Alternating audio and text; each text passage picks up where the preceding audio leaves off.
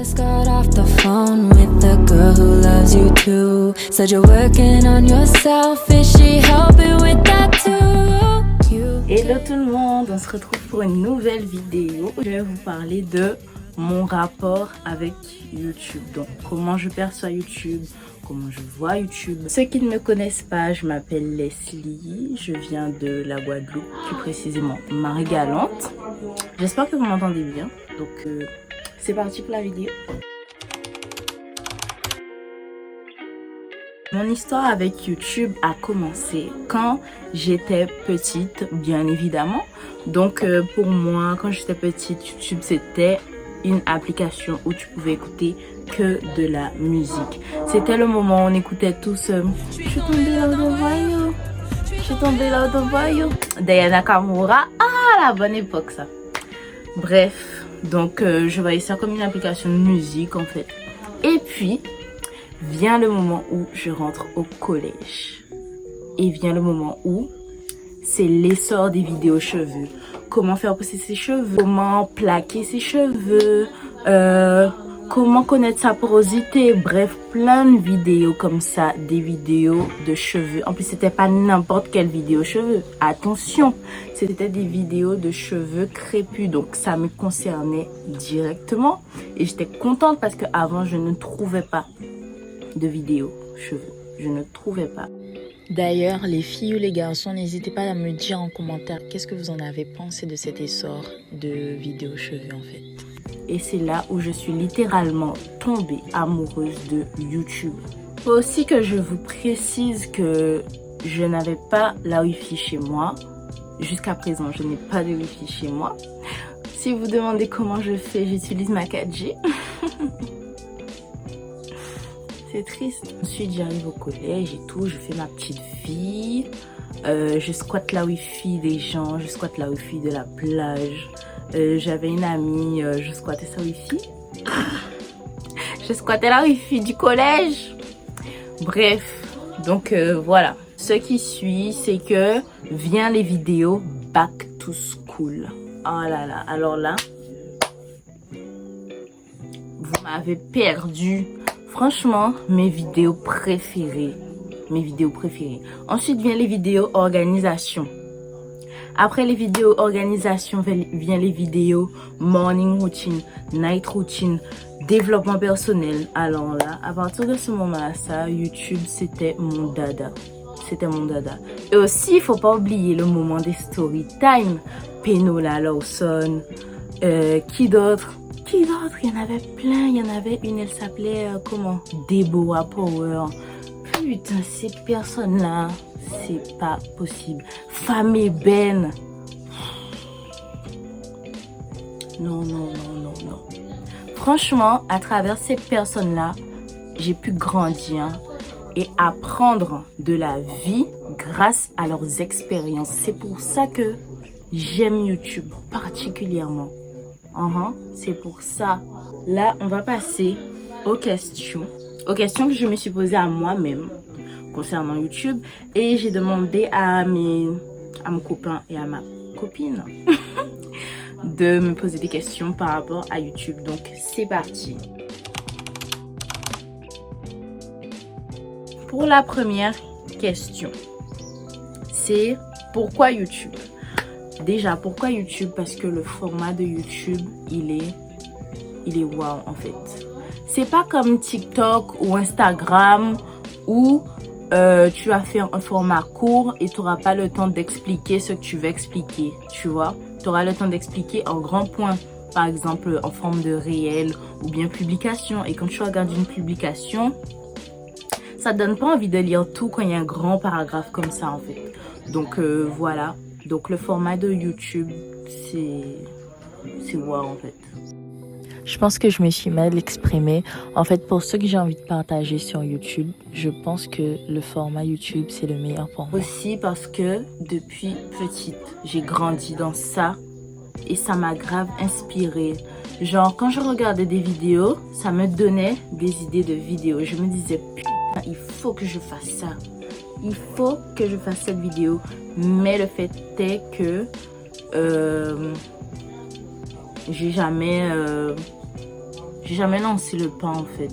Et aussi, quand j'avais ces idées de vidéos, je me disais, si ça sort pas de ma tête aujourd'hui, ça sortira demain, coûte que coûte.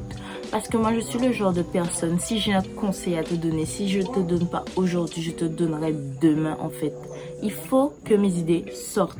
Pour ceux qui me connaissent depuis longtemps, vous savez très bien, vous connaissez très bien mon amour pour YouTube. Ah, je me rappelle un jour, je sortais du caté, c'était un mercredi, j'étais allée chez ma pote, Anchela. Coucou Chéché si tu passes par là. Et j'ai pris mon téléphone, j'ai filmé, j'ai dit bonjour, je m'appelle Leslie, j'ai tel âge, machin. C'était pour vous présenter ma chaîne YouTube et tout. Et j'ai fait cette vidéo là, je l'ai postée et ensuite je l'ai supprimée parce que je me suis dit non. Si tu commences YouTube, tu dois bien commencer, tu vois. Et là, à l'instant où vous me voyez, là, c'est le bon moment que je commence YouTube. Parce qu'en fait, j'ai envie qu'on grandisse ensemble. Genre, j'ai toujours vu ces YouTubeurs, adolescents ou bien jeunes. Et ensuite, tu les vois évoluer. J'adore voir ça. Donc, je veux reproduire la même chose, en fait. Et comme je vous l'ai dit, si ça sort pas aujourd'hui, ça sortira demain. YouTube est à moi. Donc, la monétisation. Question sur la monétisation. Donc, est-ce que je suis sur YouTube pour la monétisation? On va pas se le cacher. Je sais qu'il y a la monétisation sur YouTube. Ok. Mais c'est-à-dire que avant, je savais pas qu'il y avait la monétisation sur YouTube. Je voyais plus ça comme une passion en fait. Tu vois? Et ben s'il y a la monétisation, vous croyez que je vais pas accepter? Bien sûr que je vais accepter la monétisation YouTube, ça va pas, non? Mais avant tout, c'est une passion. Et je vais vous dire quelque chose. Si vous n'êtes pas prêt, si vous n'êtes pas organisé, si vous n'avez pas la passion, si vous n'avez pas la patience pour commencer YouTube, c'est même pas la peine. C'est même pas la peine de mettre votre pied sur l'application. C'est même pas la peine de poster une vidéo. Parce que monétisation ou pas, je vous l'ai dit, je le redis encore une fois, j'ai une idée de vidéo. Il faut que ça sorte. Si c'est pas aujourd'hui, ce sera demain en fait. Donc, monétisation ou pas, j'aurais été sur YouTube. Parce que c'est un moyen de partager en fait. J'aime partager. J'aime donner des astuces. J'aime sortir les gens de la merde. J'aime leur faire découvrir de nouvelles choses, etc. Donc ma chaîne YouTube, elle va servir à ça en fait. Ok. L'autre question est, qu'est-ce qui t'a donné envie de créer ta chaîne YouTube? C'est le fait de voir des youtubeuses filmer leurs vidéos en fait. Tout simplement. J'ai pas d'autre chose à dire. Donc pourquoi penses-tu... Pourquoi penses-tu que YouTube c'est pas fait pour tout le monde? Ben ça revient à la question de la monétisation en fait.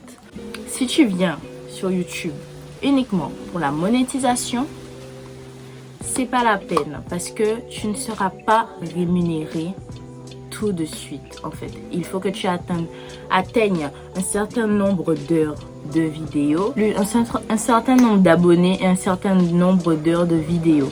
Voilà. Et ça peut prendre beaucoup de temps. Donc si tu n'as pas de patience, si tu n'as pas de passion, franchement, les deux mots qui règnent pour pouvoir commencer YouTube, je dirais que c'est patience et passion. Le PP, on va appeler ça. Le double P. Ah. Ouais. Là, je suis en train de parler comme si ça fait des années que j'ai commencé YouTube et tout. Je suis choquée de comment je suis en train de parler là. Mais le truc, c'est que je sais en fait. Je me suis beaucoup renseignée. J'adore les réseaux sociaux. Donc, c'est un sujet que je maîtrise parfaitement. Mais vraiment parfaitement. Après, je sais que j'ai d'autres choses à acquérir, des trucs comme ça. Mais sinon, le sujet de YouTube... Est-ce que je compte arrêter YouTube un jour? Alors, cette question, elle est difficile, je dirais. Parce que YouTube Je n'arrive pas à me voir sur le long terme avec une chaîne YouTube où je suis comme je suis là, où je parle des mêmes sujets. C'est-à-dire que je vois plus ça en mode on grandit ensemble, tu vois. Mais ensuite, c'est quoi la suite? Je ne sais pas.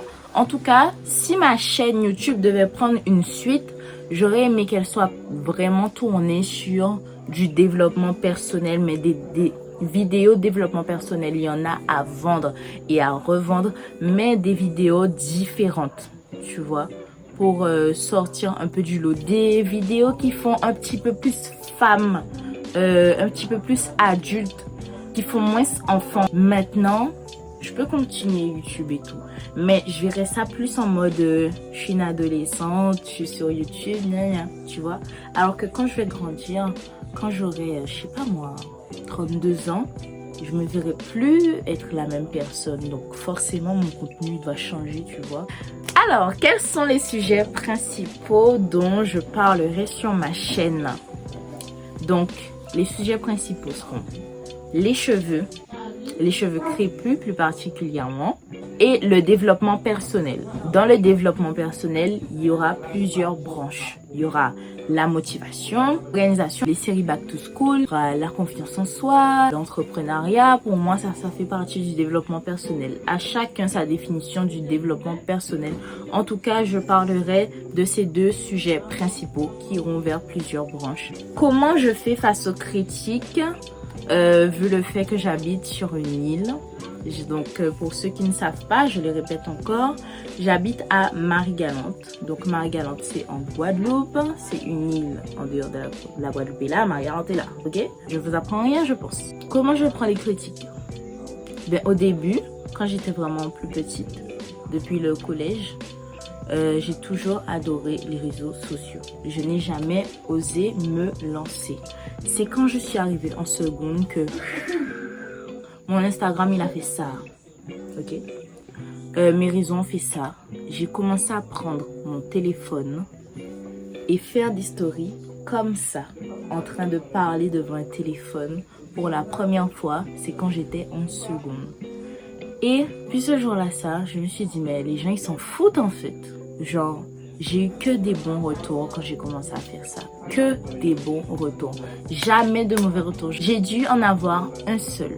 Un seul d'un gars qui me disait, ah oui, tu n'allais jamais réussir. T'es quelqu'un. Mais sinon, rien du tout. De la critique, j'en ai rien à... Franchement, je suis quelqu'un, j'ai confiance en moi d'une manière. J'ai confiance en moi d'une manière. Personne, j'ai dit. Personne ne peut me l'enlever en fait. Certes, je dirais pas que j'ai confiance en moi à 100%, mais j'ai un minimum de confiance en moi pour accepter la critique. Et aussi, j'ai pas la même vision que les jeunes qui sont autour de moi. Genre, je me considère comme à part, mais ça c'est un autre sujet. Vous allez me dire pour qui je me prends, que je me la pète et tout, qu'elle se sent un petit peu plus supérieure aux autres. Mais non, en fait, c'est juste que je sais pas, j'ai pas... Et même mes amis vous le diront, j'ai pas la même mentalité que les jeunes comme moi, en fait. Voilà. Pour conclure cette vidéo, je dirais, faites ce que vous avez envie de faire et faites-le avec tout votre cœur. Voilà. Et monétisation pas, trouvez-vous une passion. Et tout ce qui concerne la critique, vous vous en foutez. Parce que quand vous serez là, les gens qui sont en train de vous critiquer, ils vont faire ça. Tu vois? Ils vont fermer leur bouche. Tu comprends? Donc voilà. Et ça sera les premiers dans vos DM à vous dire, ou bien à dire aux autres, ah, j'étais dans la même classe qu'elle. Bref. C'est tout pour cette vidéo, j'espère que ça vous aura plu. Je vous fais de gros bisous. N'hésitez pas à vous abonner à mon compte Instagram, à mon YouTube, qui est juste ici. D'activer la cloche de notification parce que j'arrive sur vous à n'importe quel moment. Bisous.